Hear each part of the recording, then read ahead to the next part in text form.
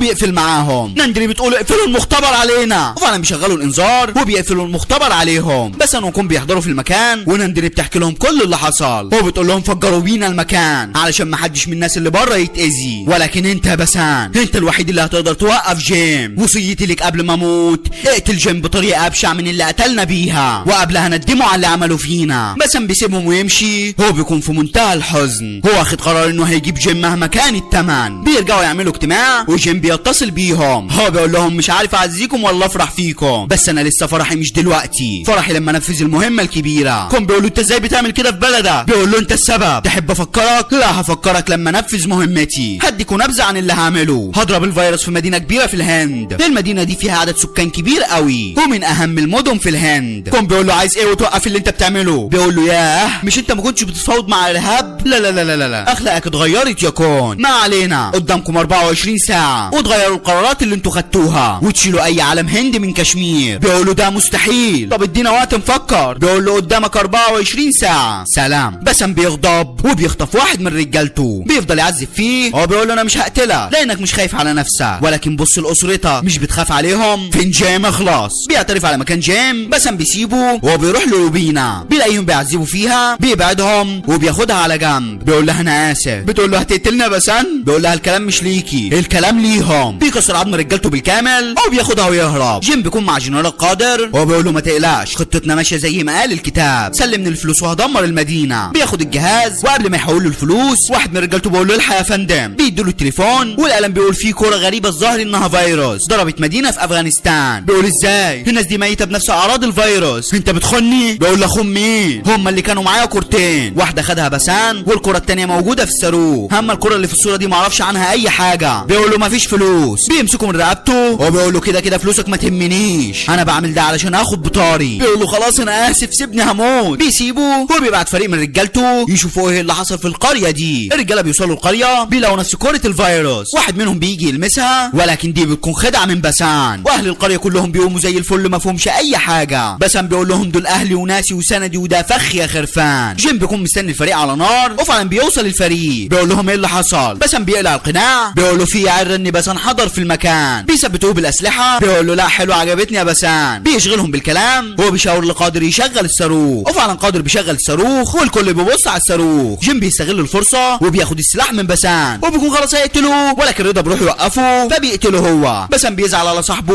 ولكن بيقوم علشان يساعد الباقي من زمايله، والصاروخ بيكون قدامه 4 دقايق ويتضرب. روبينا بتروح توقفه ولكن ابن الهرمه قادر بيبعدها وبيبوظ جهاز التحكم. بسان بيروح ورا جيم اللي بيكون لابس طياره وبيطير قبل ما يضربه بسان. بسان بيلاقي طياره تانية بيلبسها ولكن بتكون مفصوله، بيحاول يشغلها ما بيعرفش وبيكون خلاص هيقع على الارض، ولكن بيوصل السلكتين دول ببعض فالطياره بتشتغل وبياخدها طيران وراه. وانا كمختار مصدق وهطير معاهم. المهم في واحد من رجاله بسان بيروح يحاول يوقف الصاروخ قبل ما يتضرب ولكن بنت الهرمه دي بتمنعه وبكل سهوله بتكسر عظمه. روبينا بتخلص اللي في ايديها وبتنزل عليها بفينش الانترفانتاس، ما بتقومش من الارض تاني ولكن الرجاله بيكونوا حواليها من كل اتجاه. تفتكر ان ده هيفرق معاها؟ قولها معاها يا صديقي. لا والله بتمسك المتعدد ما بتشوفش حد قدامها. بتخلص على كل اللي في المكان بالكامل واللي معاها بيفتح الصاروخ ولكن بيكون فاضي ما فيهوش اي حاجه. روبينا بتنصدم وبتقول لبسان الصاروخ كان مجرد تمويه، كره الفيروس مش موجوده في الصاروخ. وجيم بيضرب طياره بسام بيبوظها فبسام بيطير بعيد ويسيب طيارته تنفجر وبينزل على طياره جيم بسكينه بيبوظوا طيارته هو كمان. بينزلوا على البيوت الخشب دول بيدشملوا هما الاثنين. روبينا بتسال واحد من رجال جيم وهو بتقول له اعترف وقول لي ايه هي خطه جيم. بيقول لها مش هقول لك يا خاينه فبتقتله. التاني بيقول لها مع سيرجي بيكون ميت فبتاخد تليفونه وبمجرد ما بتفتحه بتنصدم. بتكلم كون وهو بتقول له الكره موجوده في طياره نازله على دلهي، الكره قدامها 6 دقايق وتنفجر واكيد جهاز تحكم الكره موجود مع جيم. كون بيسمع الكلام ده وبيكلم كابتن الطياره بيقول له ما تنزلش دلهي دلوقتي دلوقتي، خليك طاير في الجو. بيقول له يا فندم الوقود هيخلص مننا. بيقول له ايا كان ما تنزلش دلوقتي، في فيروس معاك عباره عن قنبله. وجين بينزل على بسان واحده بيرقدوا مكانه. هو بيقول له زي ما سمعت جهاز تحكم كره الفيروس معايا، انا الوحيد اللي هقدر افصلها. وريني بقى ازاي هتاخد مني الجهاز يا بسان. بسان بيجري عليه وبيخبطه في جنبه، ولكن دلهرما بيكون جتا بيسيطر على بسان بالكامل. وروبينا وباقي الفريق بيكونوا مستنيين على نار. هو بسان بيكون معدوم مش قادر يعمل اي حاجه مع جيم. ومساعد الطياره بيقوم يدور على الكره، وفعلا بيلاقي الكره في الطياره. بيقول لكم فعلا الكره موجوده في الطياره يا فندم. بيقول له للاسف ما قدامناش حل تاني، هنضرب الطياره بصاروخ. بيقول له يا فندم احنا معانا 300 راكب فيهم نسوان واطفال. بيقول له 300 يموتوا احسن ما يموت ملايين من الناس، للاسف ما عنديش حل تاني. وفعلا بيوجهوا الصاروخ على الطياره وبيضربوا عليها. هو بسام بيبص على جهاز التحكم، بيكون فاضل دقيقه واحده والبيت اللي هما فيه بيكون خلاص هيقع، وده بيكون في صالح بسان. جيم بيبعد عنه، بيستغل الفرصه وبياخدها جري عليه، ولكن ابن هرما بيطلع سكينه وبيكون خلاص هيقتله. وفعلا صديقي بيديها له في جنبه. بسان رغم انه مضروب بيبعد عنه وبيفضل